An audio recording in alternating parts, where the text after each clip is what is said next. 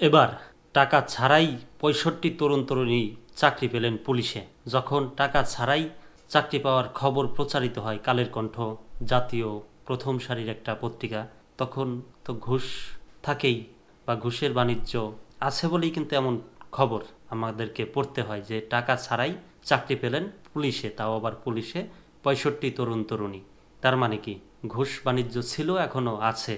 যেহেতু ঘুষ ছাড়া ৬৫ তরুণ তরুণীর চাকরি হয়েছে, সেহেতু খবরটি প্রচার হয়েছে যে টাকা ছাড়া চাকরি পেলেন। তো আসলে যারা ঘুষ খান সমাজে তাদেরকে আপনি করে বলতে হয়, সম্মান জানাতে হয়, কারণ তারা থাকেন সম্মানী ব্যক্তি। তাদের উপরে বা তাদেরকে কটু করে কথা বলা খুবই দুষ্কর। এজন্য যারা ঘুষ খান তারা এখনও ঘুষ খাচ্ছেন গোপনে, আড়ালে অন্তরালে।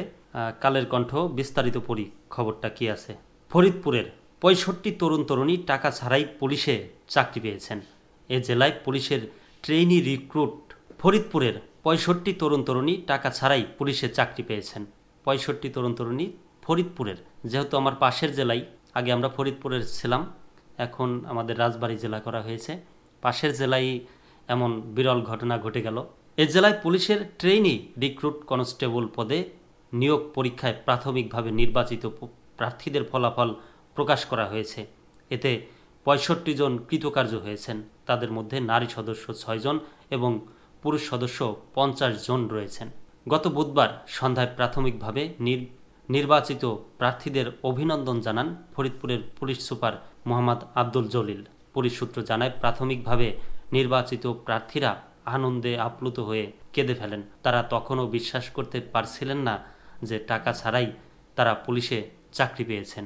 ফরিদপুরের পুলিশ সুপার মোহাম্মদ আব্দুল জলিল জানান, যোগ্যতা ও মেধার ভিত্তিতে আপনারা সবাই আজ এ জায়গায় এসেছেন। পুলিশকে যুগোপযোগী বাহিনী হিসেবে গড়ে তোলার জন্য আপনাদের নিয়োগ অন্যতম একটি ধাপ।